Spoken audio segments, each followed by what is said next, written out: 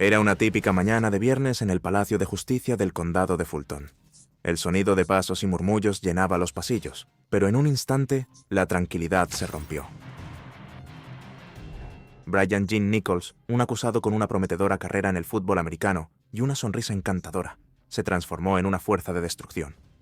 Con una mirada calculada, lanzó un ataque brutal en la sala del tribunal, dejando un rastro de devastación. Ahora hay mucho más de lo que hablamos con Brian Nichols. Hubo casi una quinta víctima de asesinato. El sonido de los disparos resonó por los pasillos, causando conmoción en el mismo corazón de la justicia. Era un asesino maquiavélico, cruel, despiadado, sin remordimientos, malvado y extremadamente peligroso. A medida que el polvo se asentó, las preguntas comenzaron a surgir. ¿Qué llevó a este carismático atleta a perder el control? ¿Fue un acto calculado de venganza? ¿Un intento desesperado de escapar? ¿O el trágico desmoronamiento de una mente perturbada? Vamos a averiguarlo. Antes de la violencia, el caos estalló en la sala del tribunal como una bomba de tiempo cuando la ira contenida de Brian Nichols desató una sangrienta masacre, dejando un rastro de devastación a su paso. Los ecos de ese fatídico día aún persisten, atormentándonos con una sola pregunta ardiente. ¿Qué fuerzas oscuras llevaron a este hombre a cometer tal violencia indescriptible? Para desentrañar el misterio, retrocedamos la cinta a una fresca mañana de invierno, en Austin, Texas, el 10 de febrero de 1971. La ciudad estaba llena de energía vibrante, y en un pequeño rincón de ella, Brian Nichols tomó su primer aliento. Era un día como cualquier otro, pero uno que pondría en marcha una cadena de eventos que finalmente llevaría a la tragedia. Sandra y Jean Nichols dieron la bienvenida a su hijo menor, Brian, con los brazos abiertos, completando su familia perfecta de 5. La familia Nichols parecía la encarnación de la felicidad suburbana, con 2 hermanas mayores, una madre amorosa y un padre que proveía para todas sus necesidades. Pero bajo la superficie comenzaban a formarse grietas. De niño, Brian era un torbellino de energía y encanto, siempre haciendo reír a su familia con su ingenio rápido y su sonrisa traviesa. Pasó su infancia practicando deportes, explorando al aire libre y metiéndose en todo tipo de aventuras con sus hermanas. La familia solía hacer viajes por carretera para visitar a los parientes, y a Brian le encantaba escuchar las historias de sus padres sobre su propia infancia. Mientras tanto, al entrar en su adolescencia, la fachada de la familia comenzó a desmoronarse. El matrimonio de sus padres comenzó a desintegrarse, y finalmente se divorciaron cuando Brian tenía alrededor de 10 años. Cuando el matrimonio de sus padres implosionó, el mundo de Brian se hizo añicos. El hogar que una vez fue pacífico, ahora era una zona de guerra con Brian atrapado en el fuego cruzado. La familia feliz que conocía se redujo a un campo de batalla, dejándolo a él para navegar el terreno traicionero de los sueños destrozados y las promesas rotas de sus padres. La separación envió ondas de choque a través de la familia, dejando a Brian para recoger los pedazos y encontrar una manera de sobrevivir a la devastación. A pesar de los desafíos, Brian encontró consuelo en los deportes y la música. Se convirtió en un talentoso jugador de fútbol y baloncesto. También desarrolló una pasión por el hip hop y la música rap, pasando horas escuchando a artistas como Tupac Shakur y The Notorious B.I.G. A medida que Brian atravesaba su adolescencia, comenzó a surgir un espíritu rebelde. Probó límites, desafió a la autoridad y coqueteó con problemas, todo mientras mostraba una sonrisa encantadora que podía sacarlo de situaciones complicadas. Esta chispa carismática atrajo a un grupo leal de amigos a su lado, pero también lo metió en problemas más de una vez. En un día soleado en Baltimore, Maryland, el joven Brian cruzó el escenario, recibiendo con orgullo su diploma de la Escuela Cardinal Gibbons en 1989. Su familia irradiaba orgullo, capturando el momento con fotos y vítores. Pocos sabían ellos que este momento marcaba el comienzo de un viaje que llevaría a Brian por un camino de atletismo, intensidad y, finalmente, infamia. Cuando Brian llegó a la Universidad de Kutztown de Pensilvania, su feroz pasión por el fútbol americano estalló en el campo de juego. Su talento y tenacidad ya habían causado sensación en su liga de secundaria, ganándole reconocimiento y elogios. Ahora, al enfrentarse a los oponentes en el campo universitario, su intensidad y fuerza dejaron una impresión duradera. El talento de Brian para el fútbol era innegable, pero indicios de su pasado problemático y su inclinación por desafiar límites persistían, presagiando un viaje tumultuoso por delante. Su imponente estatura, de 1,85 m y 95 kilos, lo establecía como una presencia formidable. Sus compañeros de equipo, como Nick Perjan, recuerdan su presencia intimidante y dominio de las artes marciales, lo que le valió una reputación como un oponente formidable. El entrenador Jake Williams comparó la impresionante complexión de Bryant con la del astro de la NFL, John Mobley, quien también jugó para la universidad. Los compañeros de equipo de Bryant lo admiraban y sus oponentes temblaban al verlo. Pero bajo la superficie se está formando un individuo complejo, cuyas acciones futuras conmocionarán a la nación. El arresto. El tiempo de Bryant en la universidad estuvo marcado por una serie de arrestos. En 1990, un incidente violento en un comedor llevó a cargos de amenazas terroristas, asalto y acoso. Se declaró culpable de cargos menores, pero el patrón continuó. Al año siguiente, Bryant fue arrestado 2 veces en un mes por allanamiento, travesura criminal y conducta desordenada. Aunque los cargos fueron retirados, su comportamiento seguía siendo preocupante. A pesar de sus problemas, el talento de Bryant para el fútbol americano le valió un lugar en el equipo de Newberry College, donde jugó desde 1992 hasta 1993. Sin embargo, su comportamiento delictivo persistió, y fue expulsado del equipo por robar en una habitación del dormitorio. Después de abandonar la universidad, Bryant se mudó a Georgia en 1995 y comenzó una nueva vida. Consiguió un trabajo bien remunerado en Hewlett Packard, trabajando como ingeniero de sistemas Unix durante 8 años. Su último empleo fue como ingeniero informático para una subsidiaria de UPS, donde ganaba un ingreso de 6 cifras y asistía a la iglesia regularmente. Pero en 2004, el lado oscuro de Bryant resurgió. Fue arrestado por la agresión a su exnovia, quien había comenzado a salir con un ministro de su iglesia. Bryant forzó su entrada en su casa, la ató con cinta adhesiva y abusó de ella a punta de pistola. Los cargos en su contra eran abrumadores. Incluían un cargo de agresión sexual, asalto agravado, sodomía agravada, robo, encarcelamiento falso y posesión de un arma de fuego durante la comisión de un delito. A medida que se acercaba al juicio, la tensión se acumulaba como una olla a presión a punto de explotar. Bryant declaró su determinación de evitar la condena, diciendo que no se rendiría sin luchar. Sus palabras fueron vistas como una advertencia escalofriante, una declaración de su desafío y desesperación ante un nuevo juicio y la posibilidad de pasar el resto de su vida tras las rejas. Sus amigos susurraron advertencias a la oficina del fiscal del distrito, temiendo que pudiera intentar una fuga audaz. La madre de Bryant, sintiendo la desesperación de su hijo, envió un correo electrónico a la oficina del sheriff, instándolos a tener cuidado con su potencial para desarmar a un oficial. A medida que comenzaba el juicio, la atmósfera se volvía más tensa. Solo 2 días antes de la ola de crímenes, los agentes que escoltaban a Bryant descubrieron 2 armas improvisadas escondidas en sus zapatos. Las burlas de Bryant en el tribunal agravaron aún más la situación. Sarcásticamente elogió a los fiscales por su actuación, su confianza tambaleándose a medida que su caso se deterioraba. Percibiendo la creciente amenaza, el juez Barnes convocó una reunión de emergencia con los abogados para solicitar medidas de seguridad adicionales para el testimonio de Bryant. En un momento de alta tensión donde se cernía una sentencia de cadena perpetua, la tensión crepitaba, presagiando un giro del destino sorprendente y trágico. Tiroteo en la sala del tribunal. El 11 de marzo de 2005 fue un día que pasaría a la infamia en el Palacio de Justicia del Condado de Fulton. Era una mañana típica en la Torre de Justicia del Condado de Fulton hasta que Bryant atacó brutalmente a la oficial Cynthia Hall a las 5:54 de la mañana. La oficial Cynthia Hall estaba escoltando a Bryant desde el área de detención en el sótano hasta una celda de detención en el 8º piso, una tarea rutinaria que pronto se volvería mortal. Trágicamente, Hall cometió un error crítico.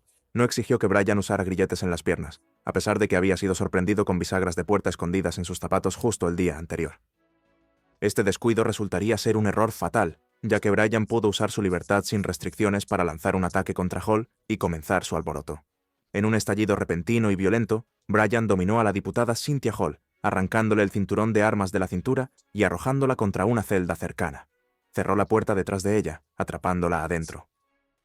Con Cynthia neutralizada, Bryant irrumpió en las cámaras privadas del juez Roland W. Barnes, agitando su pistola de manera salvaje mientras apuntaba a los aterrorizados ocupantes. Las gestoras de casos, Susan Christie y Gina Clark Thomas, se acobardaron de miedo junto al abogado David Allman, mientras Bryant exigía que revelaran el paradero del juez Barnes. Justo en ese momento, el sargento Granley White, el alguacil del tribunal, irrumpió en la sala, solo para encontrarse con el frío acero del arma de Bryant apuntándole directamente. La situación se intensificó rápidamente, dejando al personal en las cámaras a merced de Bryant, quien ahora estaba armado y era peligroso. Bryant irrumpió en la sala 8F a través de una puerta detrás del estrado del juez, con su pistola desenfundada y lista. El juez Barnes, que presidía un juicio civil, nunca tuvo oportunidad. Bryant disparó un solo tiro a quemarropa, alcanzando al juez en la parte posterior de la cabeza y matándolo instantáneamente. El sonido del disparo resonó en la sala del tribunal, mientras Bryan escudriñaba la mesa de la fiscalía, sus ojos buscando sus objetivos. Al darse cuenta de que los asistentes del fiscal de distrito que buscaba estaban ausentes, dirigió su atención a Julie Brando, la reportera del tribunal, y le disparó en la cabeza. El sargento White, que había sido forzado a entrar en el baño, entró en acción, agarrando su radio para enviar una llamada de auxilio desesperada. «Disparos», gritó en la radio, su voz firme a pesar del caos. Mientras tanto, Bryan salió furioso de la sala del tribunal, con su pistola aún humeante. Corrió hacia una sala lateral, buscando a su exnovia, de quien se aprovechó, pero no estaba por ningún lado. Cuando Bryan salió corriendo de la escalera de emergencia, la alarma de la puerta sonó como una sirena, alertando a todos en la vecindad. Disparó su arma al aire, haciendo que los peatones en Martin Luther King Drive se dispersaran buscando refugio como hormigas de un nido perturbado. El sonido de los disparos resonó en los edificios mientras Bryan bajaba corriendo las escaleras, sus pies golpeando el concreto como un tambor. El sargento Hoyt Teasley, respondiendo a la alarma, vio a Bryan cuando salió del hueco de la escalera como un muñeco de resorte. La fuga. Sin un momento de vacilación, Teasley se lanzó a una persecución de infarto, bajando 7 tramos de escaleras a una velocidad vertiginosa, sus pies golpeando los desgastados escalones del viejo juzgado. Atravesó las puertas con una resolución inquebrantable para capturar a Bryan. Los dos hombres irrumpieron en Martin Luther King Drive, sus pasos resonando en el pavimento como un ritmo de tambor, mientras se abrían paso entre la multitud. En un instante de violencia, Bryan se dio la vuelta y disparó 2 tiros al sargento Teasley, alcanzándolo en el abdomen antes de que pudiera sacar su arma. Teasley se desplomó en el suelo como un títere al que le cortan las cuerdas, y Bryan huyó de la escena como un fantasma. En medio de este caos, la fuga de Bryan se convirtió en un espectáculo frenético y violento. Robó 5 vehículos en el estacionamiento subterráneo, incluido el Mazda Tribute 2002 del subprocurador general adjunto Dwayne Cooper, dejando un rastro de conductores aterrorizados a su paso.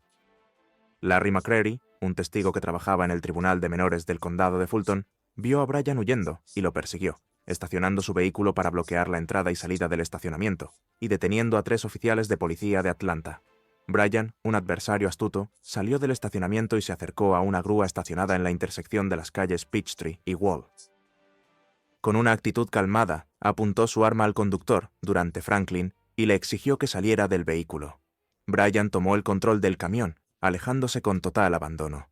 Navegó hacia el norte por Peachtree Street, giró en Walton Street, ignorando la señal de tráfico de un solo sentido, y entró en el Imperial Parking Garage en Conn Street, con la astucia de una rata buscando refugio. En el 4º piso del garaje, Bryan secuestró un Mercury Sable 2004 que pertenecía a Almeda Kilgo, quien era desarrolladora de software en el Atlanta Journal-Constitution. Bryan apuntó con su pistola a Kilgo y le exigió que se moviera al asiento del pasajero. Sus ojos ardían con una intensidad feroz y le advirtió que no estaba bromeando, mostrándole la sangre en sus manos. Condujo una corta distancia, luego se detuvo y le ordenó que se metiera en el maletero. Sin embargo, Kilgo logró escapar y huir hacia la libertad. La policía sospechaba que Nichols abandonó su último coche robado, un Honda, en el mismo estacionamiento donde fue tomado por primera vez, posiblemente para secuestrar otro vehículo con un propietario menos vigilante.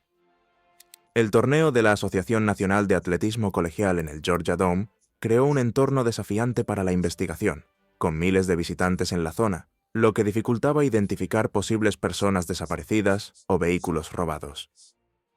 Las cámaras de seguridad mostraron a Bryan poniéndose una chaqueta de uno de los coches robados y desapareciendo en un nivel inferior del estacionamiento.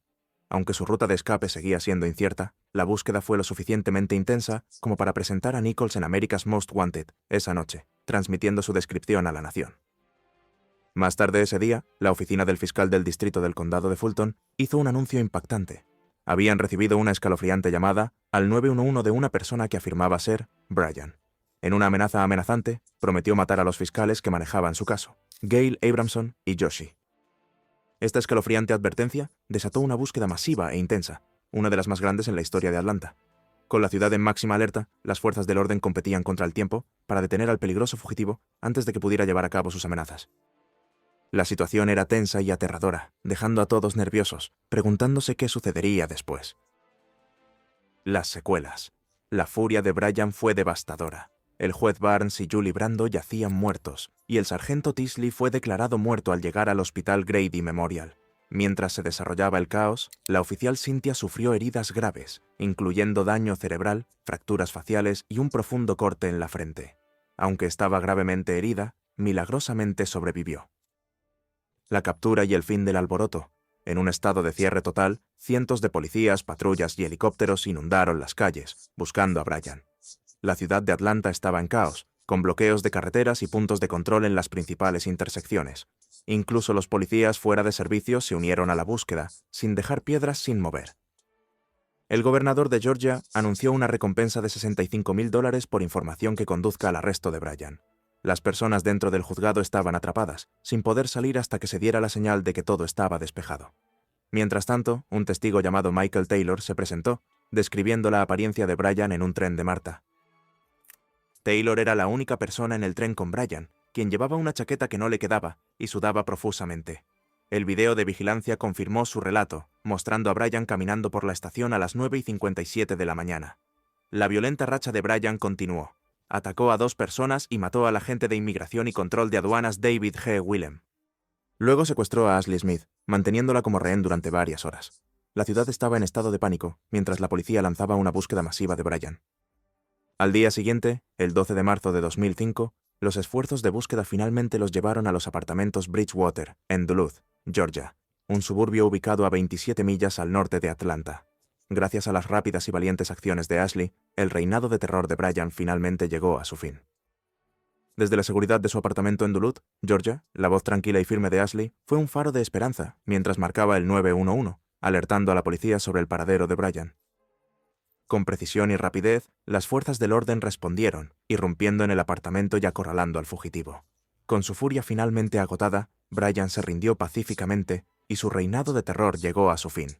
El hombre que había desatado tanto miedo y caos solo días antes ahora fuera entregado dócilmente a las autoridades, marcando un bienvenido fin a la violencia y el derramamiento de sangre. Mientras las autoridades registraban el apartamento, encontraron un alijo de armas de fuego robadas y la billetera del agente especial Wilhelm. El camión robado fue descubierto a solo 2 millas de distancia, una pista tentadora que finalmente había llevado a la policía a la puerta de Bryan. Antes de la redada, Ashley había sido rehén de Bryan durante 7 angustiosas horas, obligada a soportar su comportamiento errático a punta de pistola. Sin embargo, en una notable muestra de valentía y rapidez mental, logró ganarse la confianza de Bryan ofreciéndole metanfetamina y leyendo en voz alta de una vida con propósito. Ella habló sobre la trágica pérdida de su esposo y su propio accidente automovilístico casi fatal. Mientras preparaba panqueques para el desayuno, Bryan sorprendentemente le permitió irse y visitar a su hija, y Ashley aprovechó la oportunidad para contactar a las autoridades. Su valentía y rapidez de pensamiento le valieron una recompensa, pero más importante aún, ayudaron a poner fin a la violenta racha de Bryan.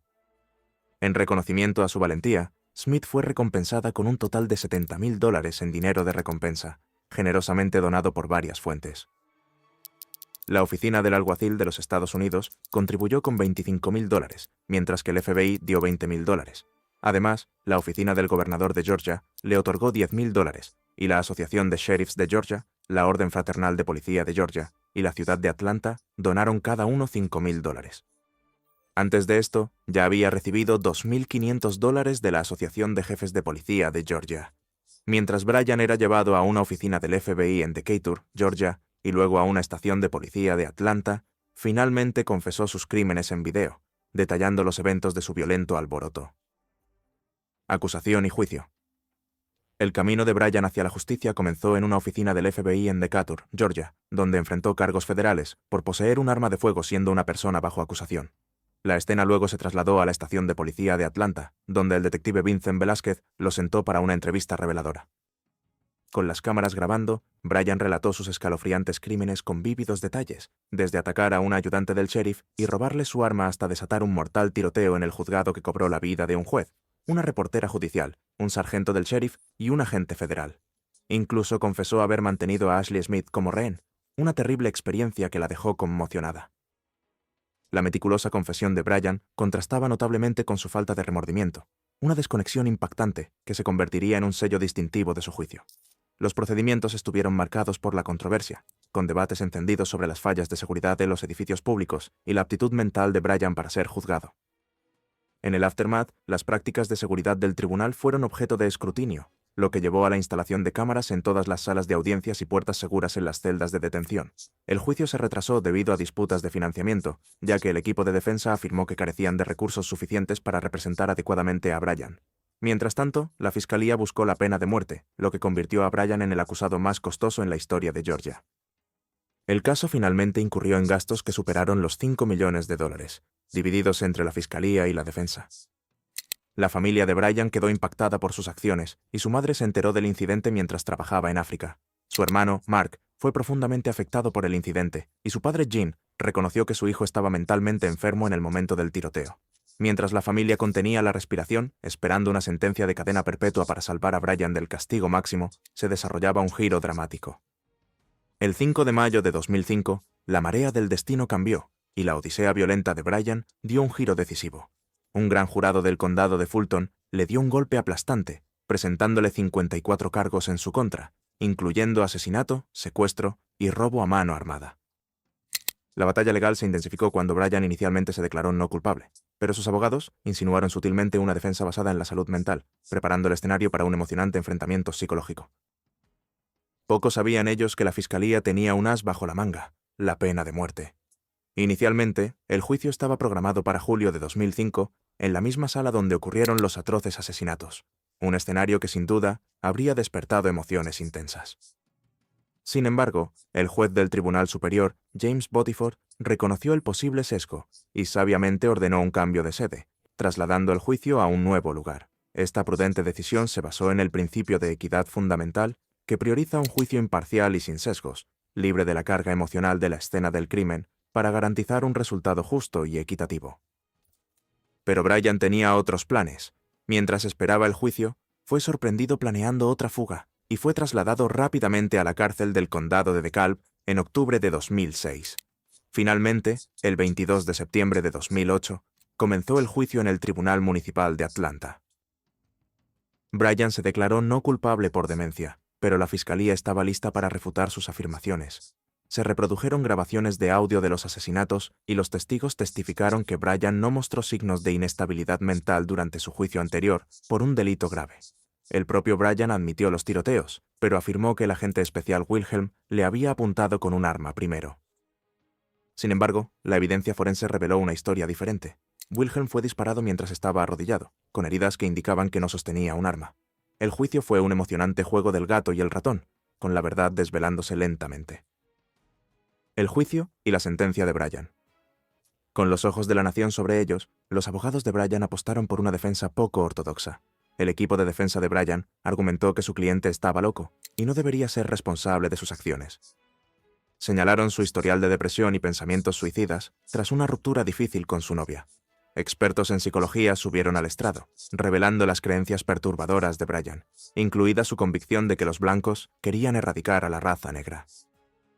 El jurado se quedó reflexionando. ¿Era Bryan una víctima de su mente retorcida o un maestro manipulador? Varios jueces se retiraron del caso debido a su amistad con el juez asesinado, Roland Barnes. El juez Hilton Fuller asumió el caso, pero luego se descalificó debido a preocupaciones sobre la imparcialidad judicial. El caso fue entonces entregado al juez del Tribunal Superior, James Botiford. Bryan intentó escapar y supuestamente planeó otro intento de fuga. Una investigación reveló que Bryan había recibido ayuda de su novia, 2 agentes, un asistente legal y su hermano. El juicio comenzó en el Tribunal Municipal de Atlanta, donde Bryan se declaró no culpable por razón de locura, preparando el escenario para una batalla legal compleja y fascinante.